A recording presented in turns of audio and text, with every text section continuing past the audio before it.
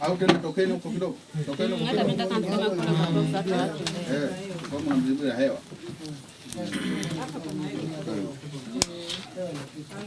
Hewa hapo hivi. Kuna upepo huko. Baadaye itaachia. Itaachia. Acha tu kwanza hapa. Sawa.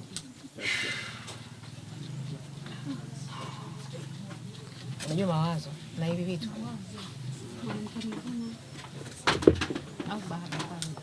Ndugu waandishi wa habari, ningependa kueleza kati ya hii scenario ilivyo, tunayoyajua na tunavyoyafuatilia. Ukweli usopingika, naongea haya hapa kwetu hakuna mwekezaji.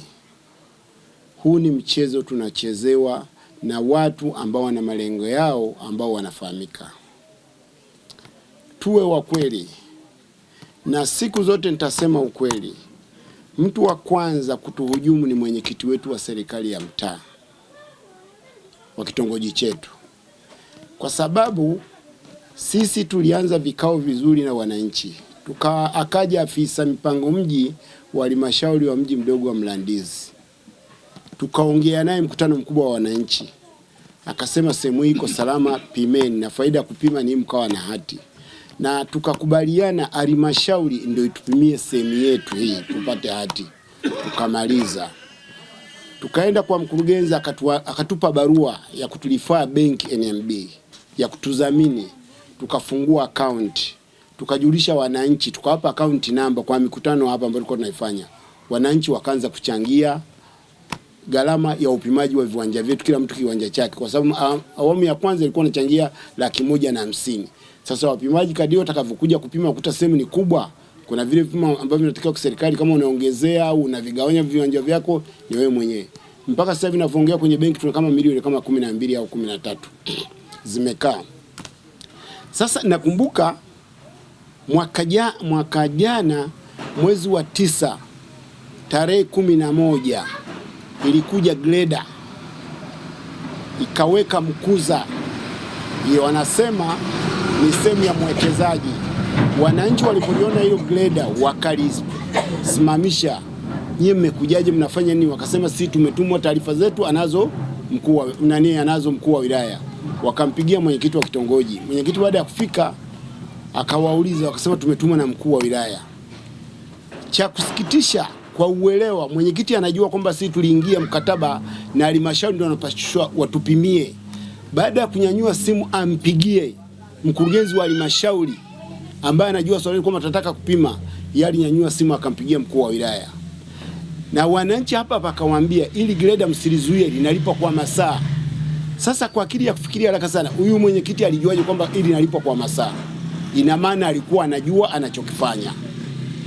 Akaliongoza yeye mwenyewe mwenyekiti. Wanamwambia tupite na huyo mpimaji wa anajiita mwekeza, mimi namuita mvamizi. Wakazunguka wakamaliza, greda likaondoka. Taarifa zikatujia, wakaitisha mkutano wananchi, tukafika hapa. Tukaambiwa kilichotokea. Tukaorozesha majina yetu. Wananchi wakatuchagua kwenda kumuona mkuu wa wilaya. Kati walichaguliwa na mimi nichaguliwa kwa sababu mimi wananchi ndio walichagua kwa mwenyekiti wa kamati ya urasimishaji. Kwa hiyo na mimi nikaongoza ile hojazi, tukaondoka watu tulikuwa kama 15, tukaenda kwa mkuu wa wilaya, tukakutana naye, tukamwambia matatizo yetu jinsi tulivyovamiwa, na tulimpelekea na barua aone watu ambao idadi nafikiri tulikuwa kama 250 kama sikosei. Tukampelekea barua, akaiona, akasema ngoja nifanye uchunguzi wetu. Tukarudi. Baadaye tukawasiliana naye, tukaenda. Tulipoenda akasema nimechunguza document. Huyu mwekezaji ni halali, ana hati. Kama ana hati, kuna njia mbili za kufanya. Kuna maridhiano au kwenda mahakamani.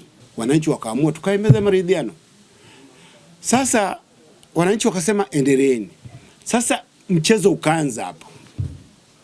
Kwanza tuliposema tuingie maridhiano, tulitarajia mkuu wa wilaya atamuita huyu ambaye anasema ni mwekezaji, sisi tunamuita mvamizi, na sisi tuitwe tukae pembeni, huyu akae kushoto au kulia, mkuu wa wilaya akae katikati pale ofisini kwake. tukae kuongea, mwenzangu ulipataje, atoe dokumenti yake na sisi tumuonyeshe tulipataje pale. Kinyume chake tukuwahi kuona mwekezaji. Mwisho wake tukawa tunaenda kwa mkuu wa wilaya, anasema mimi sheria inaniambia nimlinde mwekezaji. Nyie si ni mpo tu. Sheria inaniambia nimlinde mwenye hati. Kama ina maana sisi hatuna maana tunapokuja hapa. Akasema subirini nitawaambia. Naongea vizuri. Tukamwambia sasa kwa nini umlete tukaongea naye? Anasema mimi ameweka mawakili ndio naongea nao. Na mazungumzo yetu yanaenda vizuri. Mara anatuambia yule mama ameenda nchi za nje. Huyu anaitwa Mariam, mke wa Omar Kadri. Kila tukienda tumeenda mara 6. Mara ya mwisho akamwambia mwenyekiti niitieni mkutano tarehe 25 mwezi wa 5 nitakuja na huyo mama mwekezaji. Wananchi tukawahamasisha kwenye mkutano wetu, wananchi wakafika. Walipofika hapa tukaweka mkutano. Lakini mkuu wa wilaya akaagiza kamati inayohusika na urasimishaji, nataka kufanya kikao nao cha ndani kabla sijakutana na wananchi. Na taarifa zilikuja kwamba saa 2 utoto tumeshafika na hata kwa ameshafika. Kinyume chake alikuja saa 4. Tukaingia kwenye chumba, tukaanza maridhiano, mazungumzo. Yule mama akamuonyesha pale. Baada ya mkuu wa wilaya kueleza jinsi ilivyokuwa mpaka tukafikia hatua hiyo, nikamuuliza mama, wewe ndio unaitwa Mariam? Wewe mama ndio unatutesa? Sisi mbona hatujawahi kusikia kwamba wewe kuna mwekezaji kuna sehemu yako? Sisi mgogoro tunaujua, huko zamani tulikuwa tunagombana na watu wa Ngeta ambao walihamishwa kwa mujibu wa sheria vijiji vya ujamaa, wakapelekwa Ngeta, huku wakaletwa wetu wengine kutoka tena aliitwa na marehemu Kawawa waziri mkuu, na wakati huo mkuu wa mkoa alikuwa Nikodem Banduka, ndio walikuwa wanawalisha watu. Hatukuwahi kusikia kwamba kuna mgogoro. Na huo mgogoro umemalizwa na waziri Slaa. Kwa hiyo watu Ngeta tumeendelea kuishi. Wewe ulikuwa wapi? Yule mama anijibu. Sasa nikamwambia mama, hebu tusaidie. Tupe hati yako ambayo unayo tuione.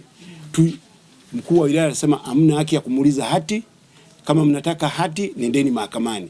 Na siku zote tulikuwa tukienda ofisini kwake anatuambia hivyo hivyo. Tena anakuambia swali lako ni zuri lakini nitajibwa kimahakama. Anasema ina maana amniamini. Tukamwambia tunakuamini lakini kwenye hili jambo tungependa tuone yeye. Anasema haiwezekani hiyo. Hamwezi kuiona. Mkiitaka muende mahakamani. Sasa wakati kumle ndani alikuja na askari polisi walikuwa kama 15 na mkuu wa upelelezi wa kituo cha Mlandizi. Wakati tuko mle naye katika kuongea, mkuu wa upelelezi alisimamisha mkono, mkuu anasema na wewe ongea. Alipoongea yule mpelelezi akasema mkikataa maliziano na nyie tutawaoji hati mmepataje hati zenu. Nikamwambia hapa hakuna roiba hati, kwa usitutishe. Nilimwambia hivyo, usitutishe, hakuna roiba ardhi. Sheria za kushughulikia ardhi zipo, sio kauli unayotamka hivyo. Tukatoka mle tulipotoka nje, wananchi wote waliona kwamba sura zetu zimenyong'onyea. Kafika mkuu wa wilaya kaadisi jinsi ilivyokuwa, mwisho akamnyanyua yule mama Mariam asimama, anasema huyu ndo mama Omar Kadi Mariam. Akasimama yule mama kama anasalimia wananchi, hawakujibu. Bahati nzuri kulikuwa na mama wa Matua huko mbali aishavunjia huyo mama nyumba 400 na kitu. Wakaanza kutoka maneno kwa mama, wewe unatuvunjia majumba yetu, mwaka wa 4 tuko nje tunateseka, wewe kweli umezaa una imani tunateseka? Mama acha hizo. Mkutano ukaahirishwa. Kwa mkuu wa wilaya tulipeleka barua tarehe 1 mwezi wa 7 kwa dispatch. Tukatoka hapa nikapeleka barua mimi mwenyewe kwa mkurugenzi wa halmashauri kwa dispatch, na nikampa afisa mteule wa mamlaka mji mdogo kwa dispatch, na walisaini hii hapa dispatch tarehe hiyo na muda. Sasa cha ajabu, taarifa nilizonazo mkurugenzi anasema kama yanaonekana kwamba barua hajaiona. Naona barua hajaiona hiyo ambazo tulipeleka pale. Leo hata ukimsikiza mkurugenzi anasema hajui kama kuna hati, kuna watu wenye hati. Sisi huku tuna watu wana hati za kumiliki sehemu hiyo. Sasa tunajiuliza, hati inaweza kukaa juu ya hati? Haiwezekani. Na walipochunguza hiyo hati zinaonekana ni hati halali, lakini wanachowaambia wale wenye hati, nyie msihangaike, mkae sehemu zenu, tukianza hiyo shughuli yetu nyie mtabaki kama ilivyo. Sasa hili jambo linatugawa.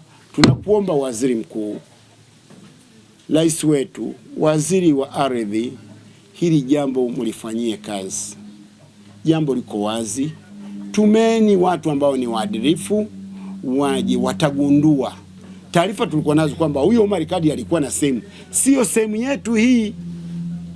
Kata ya Kawawa, mtaa Kimara, hakuna mgogoro huo. Yeye alikuwa kwa Zegereni na tunatenganisha na bonde. Sasa amekuja amerobu, amekuja mpaka ameingia. Je, pangekuwa paka kwamba nisema mwekezaji, kwa nini walipima wakatoa hati kwa mtu mwingine? Mkurugenzi wa halmashauri alikubalije kuja kutushawishi kwamba tupime na akatuandikia barua twende tufungue account tuanze kuchangisha hela za watu? Sangesema hapana, sehemu hizo hamna kupima kwa sababu ni kuna mtu ana hati. Hakusema hivyo. Leo hii waziri mkuu Mama Samia Suluhu, waziri ali hili amlioni kwamba kuna tatizo.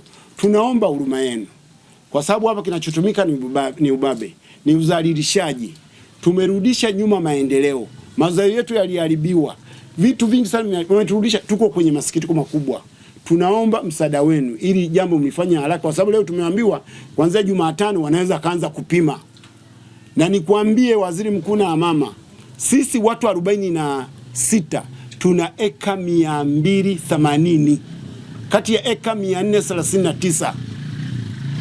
Sisi ndo tuna ardhi nyingi ambayo ni wachache kuliko mwenyekiti aliwakusanya, ambayo leo hii ametuambia kwamba wako watu 200 na kitu, kwa sababu kwenye mkutano wale walikuwa 100, walikuwa 90 mkutano wa mwisho. Leo anatuambia umefika 200 na tuna wasiwasi vile vikao vyote ambavyo tulikuwa tunavifanya nyuma, tuna wasiwasi huenda mkurugenzi alibadilisha yale majina au yani yeye akafanya si tumeridhia tumekubaliana na maridhiano, kitu ambacho si sahihi. Tunaomba hata vyombo vinahusika viende viangalie hao watu ambao walikubali 200 na ngapi, majina yao yakoje na saini zao, kwa sababu za kwetu zinaweza kubadilishwa, ndio zikapata kwamba tumekubali maridhiano, lakini sisi hatukubali kwa sababu mwekezaji hatumtambui. Kwa jina naitwa Salmu Rubawa, napatikana hapa kwenye kitongoji cha Kimara kwa sasa, mamlaka mji mdogo Mlandizi. Ni mkazi wa asili toka na kabla ya uhuru wa nchi hii. Tupo kwenye maeneo haya na wazazi wangu na ndugu zangu wote kwa ujumla. Mwaka 99 serikali imetuletea wananchi hawa kuja kuishi nao. Tunamshukuru Mungu kwa kushirikiana kwa pamoja na wananchi wenzetu hawa. Tumepata maeneo ya utawala, kitongoji cha Msongora, kitongoji cha Makazi Mapya na Kimara hapa tulipo na Matuga, na kufanikiwa kupata kata ya Kawawa. Katika maisha yote kwenye maeneo haya nilikuwa katibu wa ofisi ya wakulima, katibu ambaye nilikuwa nashirikiana na viongozi wenzangu kupokea wananchi wenzetu ambao walikuja kuungana nasi. Lakini mwaka 2009 tulipopata mgawanyo wa utawala wa vitongoji, mimi nikawa mwenyekiti wa kwanza wa kitongoji hiki cha Kimara, na mpaka 2015 nikabahatika kuwa diwani wa kwanza kabisa wa kata hiyo ya Kawawa. Sasa wananchi hao tuliowapokea, kila mmoja alikuwa na maono yake. Wengine walikuwa wanahitaji hati za kumiliki. Tuliwaandikia barua, walikwenda ofisi za ardhi wilaya, wakapokelewa na kutengenezewa hati. Basi tupo katika maisha hayo kama kawaida. Sasa bahati mbaya sana, mwezi wa 9 2025 tukastukia greda linakuja kupiga mabarabara kwenye mashamba ya wananchi. Greda ambalo limefanya uharibifu mkubwa, limeharibu miembe, limeharibu minazi, mikorosho. Kusema ukweli ilikuwa taharuki kubwa, lakini mwenyekiti aliyopo madarakani akawatuliza wananchi, akawaambia msilisimamishe hilo greda kwa sababu linafanya kazi kwa masaa. Acheni lifanye kazi, tuone eneo ambalo wanalolibaini. Mwisho wa siku basi hatua zingine zitachukuliwa. Na kweli tukakaa vikao kuhoji kuna nini. Sasa tunaambiwa kuna mwekezaji. Sasa mwekezaji huyu mwekezaji gani? Kwa sababu upatikanaji wa ardhi una taratibu. Lazima mwekezaji aombe barua kwenye eneo husika, viongozi wakae, wawaite wananchi wa eneo husika, wamjadili, wamkubali, mwisho wa siku mambo mengine yaendelee. Sasa sisi ambao tupo kwenye maeneo haya kabla na baada ya uhuru wa nchi hii hatujamuona mwekezaji. Sasa mwekezaji ametoka wapi? Majibu ya mara moja yameshindikana. ilibidi tuende tukamwone mkuu wa wilaya. Mkuu wa wilaya akakiri kuwepo kwa mwekezaji huyo, kwa maana kwamba ana nyaraka zake ameziwasilisha kwenye ofisi yake, lakini pia akatoa ushauri kwamba ngojeni ni wasiana mwekezaji ili tuweze